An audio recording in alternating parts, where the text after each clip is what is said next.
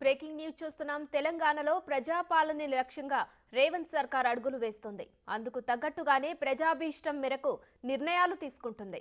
ఈసారి బతుకమ్మ పండుగకు మహిళలకు నచ్చేలా ఏదైనా బహుమతి ఇవ్వాలని చూస్తోంది కాంగ్రెస్ ప్రభుత్వం. గత బీఆర్ఎస్ ప్రభుత్వం ఇచ్చే చీరలను ఇవ్వకూడదని నిర్ణయించింది. చీరలకు బదులు మరేదైనా గిఫ్ట్ ఇవ్వాలని యోచిస్తోంది.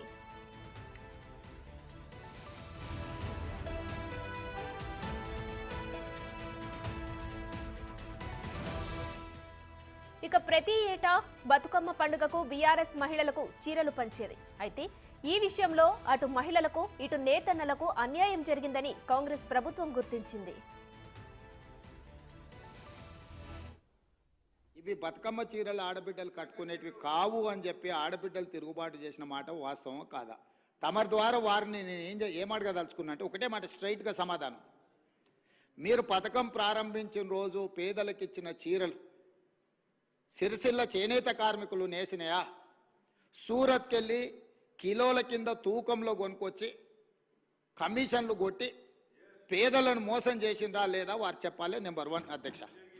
నెంబర్ 2, వారు అధికారం కోల్పోయేటప్పటికి మీరు అదే సిరిసిల్ల చేనేత కార్మికులకు 275 కోట్ల రూపాయలు బతుకమ్మ చీరల బకాయిలు పెడితే మా ప్రభుత్వం వచ్చిన తర్వాత మా మంత్రి పొన్నం ప్రభాకర్ గారు, మా ఆది శ్రీనివాస్ గారు వస్తే 100 కోట్ల రూపాయల బకాయిలు విడుదల చేసింది నేనా కాదా? ఓసారి రికార్డులు చూసుకోవాలి అధ్యక్ష.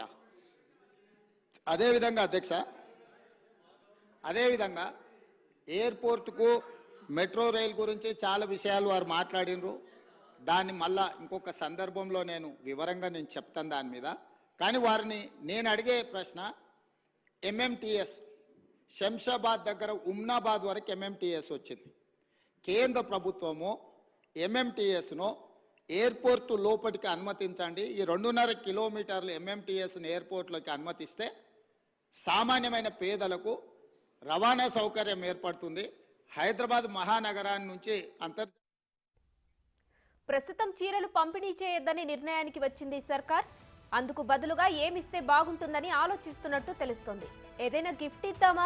ఒకవేళ ఇస్తే అది వస్తువు రూపంలో ఉండాలా లేక నగదు రూపంలో ఇవ్వాలా అనే విషయంపై సమాలోచన చేస్తుంది సర్కార్.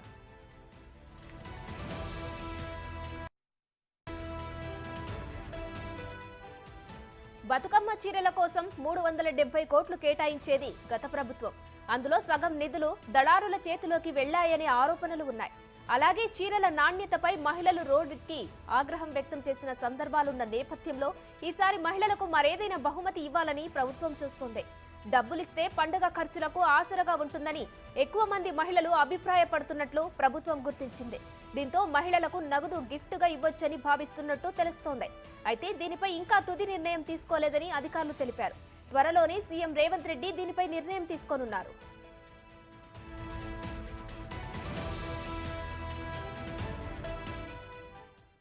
ఇదే అంశంపై మరిన్ని డీటెయిల్స్ మా associate input editor Nagesh phone line లో అందిస్తారు. నగేష్, చెప్పండి, ఎప్పుడు గత ప్రభుత్వం ఇచ్చే బతుకమ్మ చీరల ప్లేస్ లో ఏదైనా గిఫ్ట్ ఇవ్వాలా లేకపోతే అది నగదు రూపంలో ఇవ్వాలని ఈ ప్రభుత్వం ఆలోచిస్తుంది? దీనిపై డీటెయిల్స్ ఏంటి నగేష్? ఖచ్చితంగా డిఫరెంట్ ఒపీనియన్స్ ని తెలంగాణ 33 జిల్లాల నుంచి కూడా ప్రభుత్వం ఇన్పుట్స్ ని సేకరిస్తుంది. తమ ఇంటెలిజెన్స్ ద్వారా కొన్ని ఊర్లలో చాలా మంది మహిళల అభిప్రాయాలను తెలుసుకుంటున్నారు. ఎందుకంటే గత ప్రభుత్వం 370 కోట్లు ప్రతి ఏటా వెచ్చించి చీరల్ని పంపిణీ చేశారు. కానీ అవన్నీ కూడా నాసి రకం చీరలుగా వాళ్ళంతా చాలా వరకు మీడియా ముందుకు వచ్చారు. చాలా చోట్ల కూడా వాళ్ళు ఈ బట్టలు ఆరేసుకోవడం కోసం ఉంచడం, అలాగే ఇంట్లో తుడుచుకోవడం కోసం ఉంచడం, బయటకి కట్టుకున్న వాళ్ళు మాత్రం అంటే మహిళలు చీరలు కట్టుకున్న వాళ్ళు మాత్రం ఎక్కడ లేరు. సో నాసి రకం చీరలు అంటే 40 రూపాయలు 50 రూపాయలు వచ్చే చీరల్ని గుత్తదారున తీసుకొచ్చి వాళ్ళు మహారాష్ట్ర నుంచో లేదా గుజరాత్ నుంచి తీసుకొచ్చి ఇక్కడ అప్పచెప్పారని చెప్పి కూడా చాలా వరకు ఆరోపణలు వచ్చినాయి. ఈ క్రమంలో 370 కోట్లు కేటాయిస్తున్నాం, కానీ అవసరాలకి లేకుండా చీర నాణ్యత లేకుండా ఇవ్వడం అనేది సరికాదని చెప్పి రేవంత్ ప్రభుత్వం ఆలోచిస్తుంది. ఈ క్రమంలో 33 జిల్లాల నుంచి మేజర్ మహిళలు ఎవరైతే ఉన్నారో వాళ్ళ నుంచి అభిప్రాయాలు తీసుకొని వాళ్ళకు గిఫ్ట్ రూపేణ ఇవ్వాలన్నా లేదంటే డబ్బు రూపేణ ఇవ్వాలనేది కూడా ఒక నిర్ణయం తీసుకొని ఉన్నారు. ఎందుకంటే డబ్బు రూపేణ ఇస్తే వాళ్ళకు దసరా పండుగ ఖర్చులకు కూడా ఉపయోగపడతాయని చెప్పి కూడా ప్రభుత్వం ఒక ఆలోచన చేస్తోంది. దీనికి సంబంధించి కొంత అంటే ఇంకో రకమైన ఆలోచన కూడా ఉంది. వాళ్ళకు చక్కెర, ఆయిల్, బెల్లం, నెయ్యి, శనగలు, కందిపప్పు ఇలాంటి వస్తువులు కూడా ఇస్తే ఎలా ఉంటుందన్న డిస్కషన్ కూడా ప్రస్తుతం కొనసాగుతోంది. వాటిలో అక్రమాలు జరగకుండా ఉండాలన్నది కూడా ప్రభుత్వ ఆలోచన. లేదంటే తెల్ల కార్డు రేషన్ హోల్డర్లకి 200 లేదంటే 250 రూపాయలు నగదు ఇవ్వడమా, లేదంటే ఇంకా మిగతా వాళ్ళకి డబ్బులు అందజేస్తే అవి కూడా ఏమన్నా పక్కదారి పడతాయన్న ఆలోచన కూడా చేస్తున్నారు. మొత్తానికైతే చీరల పంపిణీ ఈ దసరాకు ఆగే అవకాశం కనిపిస్తుంది.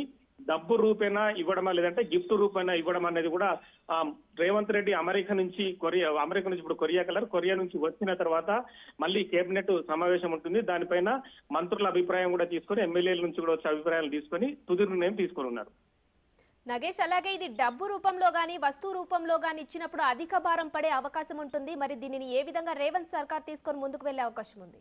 అంటే 370 కోట్లు ప్రతి ఏటా ఇస్తున్న క్రమంలో అంటే గత ప్రభుత్వం 10 ఏళ్ల కాలంలో ఎంత మందికి చీరలు, ఎన్ని లక్షల మందికి చీరలు అల్లినాయి, వాళ్ళందరూ కూడా అంటే వాళ్ళు మధ్యతరగతి కుటుంబీకుల లేదంటే మధ్యతరగతి నుంచి కింది స్థాయిలో ఉన్న కుటుంబీకులు అన్నది కూడా ఖచ్చితంగా ప్రభుత్వం అయితే ఒక సర్వే ద్వారా తెలుసుకోనుంది. ఇప్పటికే ఇంటెలిజెన్స్ వర్గాలు కొంత సమాచారాన్ని ప్రభుత్వానికి అందించాయి. ఆ మహిళలు ఎవరైతే చీరలు తీసుకున్న వాళ్ళు ఉన్నారో మళ్ళీ చీరలు ఇస్తే ససేమిరా తీసుకోము అన్న ఆలోచననే చాలా చోట్ల వ్యక్తపరిచిన పరిస్థితి.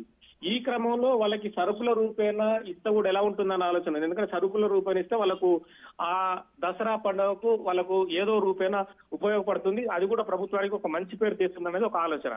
కానీ అందులో కూడా అక్రమాలు జరగకుండా ఎంతవరకు నియంత్రించారో అనేది కూడా ప్రభుత్వం ఆలోచిస్తుంది. లేదంటే మనిషికి 250 రూపాయల లేదంటే 300 రూపాయలు అనేది కూడా ఎన్ని లక్షల మందికి ఇస్తే ఎన్ని కోట్ల రూపాయలు అయితే అనేది కూడా లెక్కలు తీర్చిన తర్వాత తుది నిర్ణయం అయితే తీసుకునే అవకాశం కనిపిస్తుంది. Right, thank you Nagesh.